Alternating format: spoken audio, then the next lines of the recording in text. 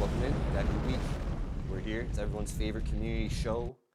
I'm here with Dan Urza Oreo of the Pack Boys Nation, one of our finest Yer. members. We're gonna get into it. We're back at it like crack addicts. Let me say, cardboard crack addicts, I should say. Can't get enough of this paper. For real, for real. Dan, hit him with what your featured deck is this week. Alright, so last time you saw me, I was playing some like really aggressive, like in the like price point here. So like we took the price down a little bit. So the price of this deck is sitting just below 150 bucks.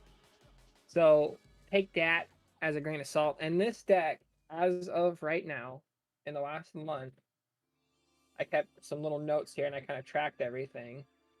I have 8 wins and 13 losses.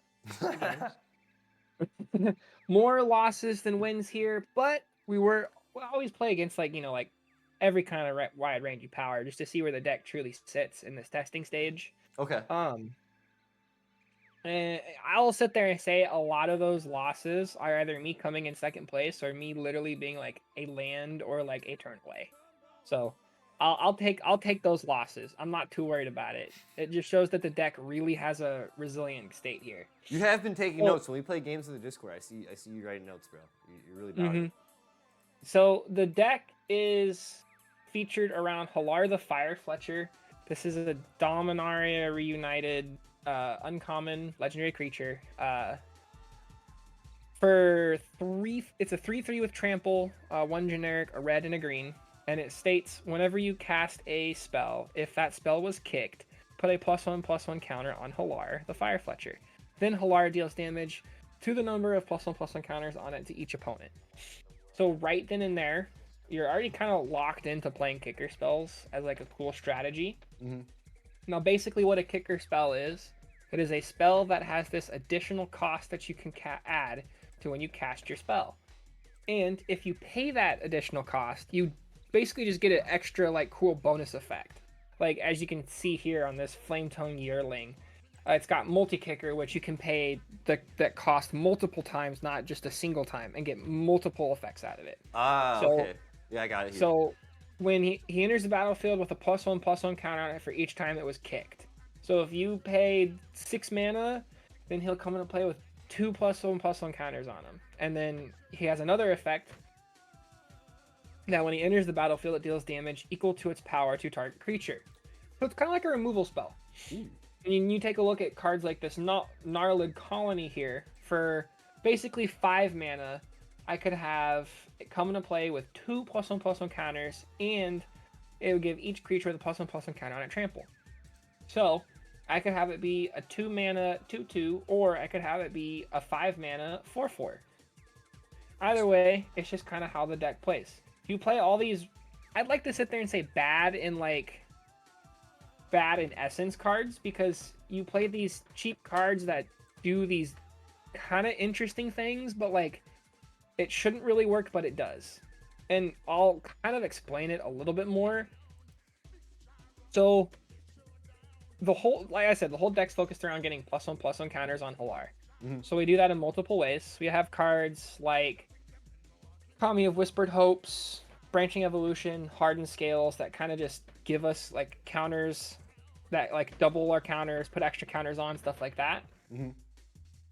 Sometimes there are cards like Ruinous Intrusion. It's an instant for 4 mana. I can exile an artifact or enchantment and put X +1/+1 counters on target creature, where X is the mana value of that permanent exiled this way. So like right off the rip, for 4 mana, I could possibly hit something for 4 mana and put 4 +1/+1 counters on Hallar. Whoa, making Dan. him a 7/7, and that's even before getting our first kicker spell. We're gonna cut you off, Dan. We just got a huge raid from our boy Dank Sauce. We got a resub from Boner Salad. Big shout out from the community, Dan. They love hearing what you're doing. Sorry, I didn't want to have to cut you off. The spell you talked about though, real quick, was it Wild Growth?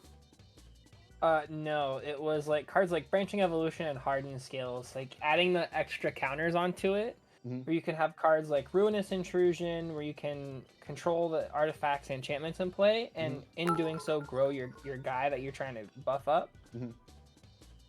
There's also some cool lands that kind of interact with putting +1/+1 counters on creatures when you cast them, like Forge of Heroes, Guild Mages Forum, Opal Palace are like the big three. Okay. Forge of Heroes you don't have to put mana into, you just tap it when he comes Oh, into it's the play. land. Yeah. Count on it. Yeah, it's the land. Guild Mages Forum and Opal Palace are you have to pump mana into to get the effect. Guild Mages Forum only puts 1 counter on it. Opal Palace is probably like the best one to do it, because it states add 1 mana of any color to your commander's color identity, so either red or green in this case. If you spend this mana to cast your commander, it enters the battlefield with a number of additional +1/+1 counters on it, equal to the number of times it's been cast from the command zone. I will say, We haven't seen this one. you guys haven't really seen this one, but I love seeing this one come up.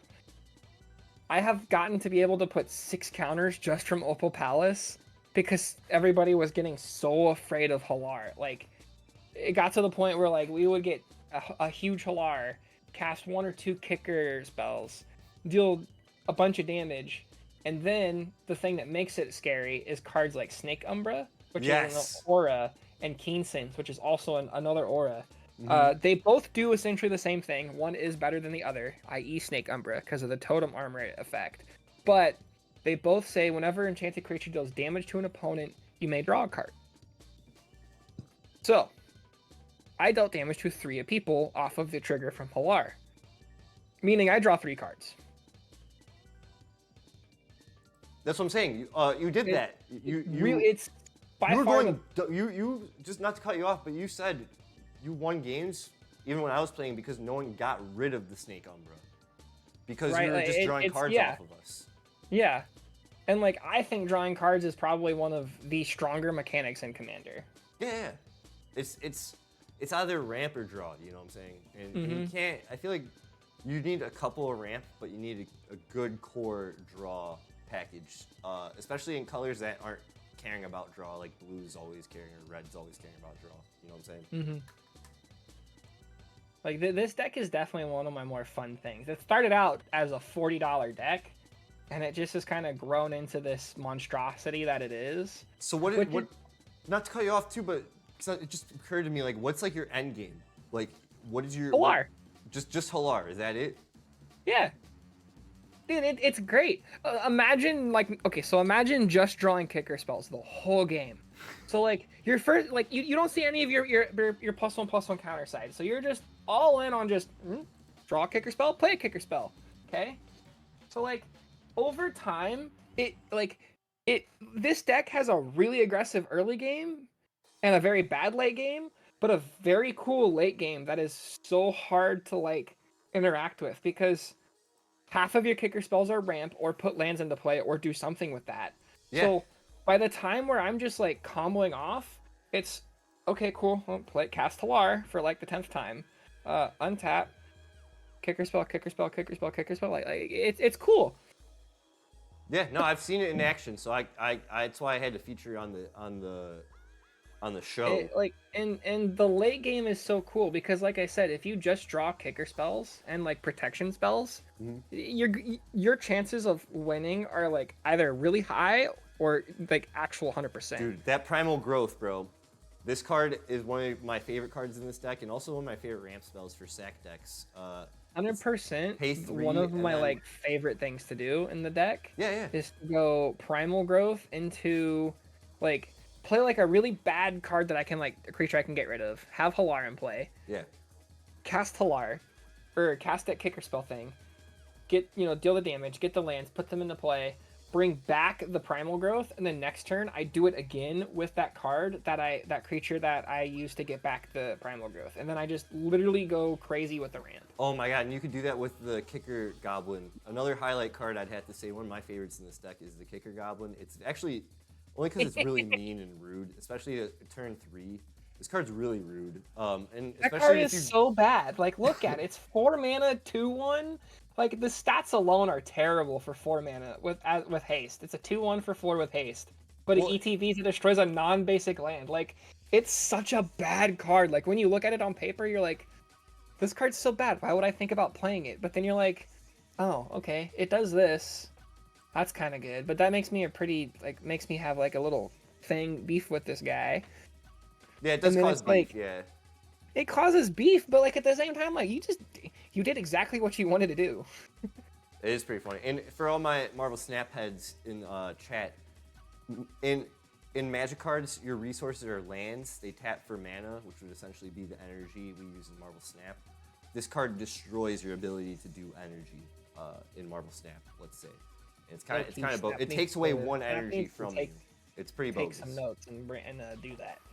Take Yeah. away energy in Snap. I like it. Take anything like there's no Snap cards that I know that make opponents lose energy, but there's cards that make you gain extra energy for a price. It's a cool archetype that they should introduce. I think it's time. I think it's time. I think it's time to get mean. Get resource removal.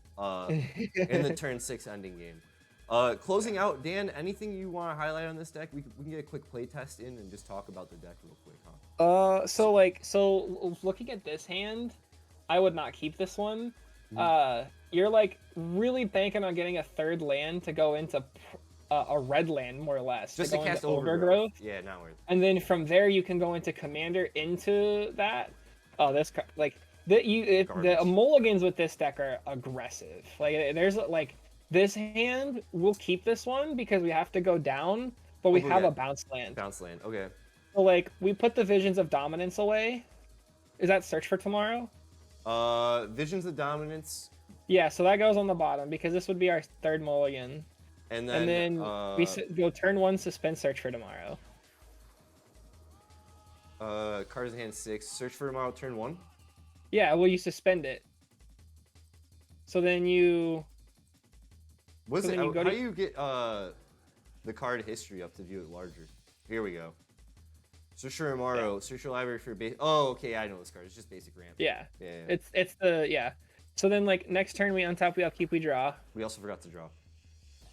Well, Visions of Dominance would be on the bottom, not at the top. Oh, yeah. Sorry, guys. We do the playtests live. We never test these beforehand. You just kind of see me do it. All right, our first turn draw, cultivate. It's nice. All right, let's go to turn 2. So then we'll go Gruul Turf, bouncing our forest. And then so we kind of like skipped ahead a little few turns. So we drew a couple extra cards. So we'll go into the forest, and then we have an untapped mountain. We'll go Hallar, and then we untap. Yeah, so we'll have Hallar in play. A Search for Tomorrow gets us a mountain.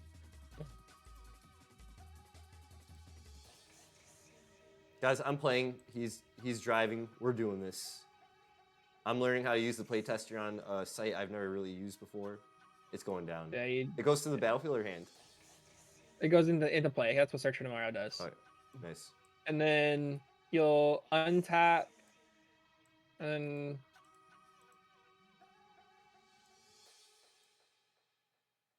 let's see here. So we'll probably play the Cultivate, getting a forest and a mountain. The forest will go into play untapped, so the mountain is in play tapped. So yeah, like this hand, you just go into ramp with this hand, and then from there you just play off of your draw. It's like this, like no one does anything, and like you can like sneak in like Helena and Alana partners, which grow your Hallar, and then Forgotten Ancient is also in there too, which also grows Hallar, because like you can just sit back and make gnarly colony right now just to boost up your Hallar past turn, kind of wait.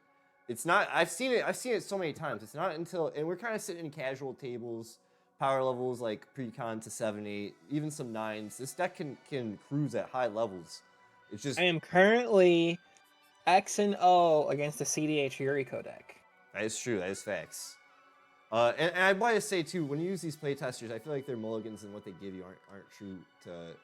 I feel like they're not as good as like in real life simulators. You know what I'm saying? But nothing beats the like interaction that you get between like player to player. That's saying. Like the real best playtesting. So this will be on architect.com. This will be link in the description for deck of the week. This is Hallar the Fire Fletcher 2.0 kick boom. The Mr. new Lime deck's says name, fight it him? was... Dude, Mr. Lime says he wants to spin your block already. Already getting beef in the segment for fighting each other with magic cards, guys. Love it. Hey, Hallar has a list. He's got a list. Don't worry. We're in the Discord. We can add can set Hallar up a to game. that. We can add you to that list, Mr. Lime. Yeah, we can add you to the list. All right. Well, before we get too aggro in the stream, we're gonna call the segment here.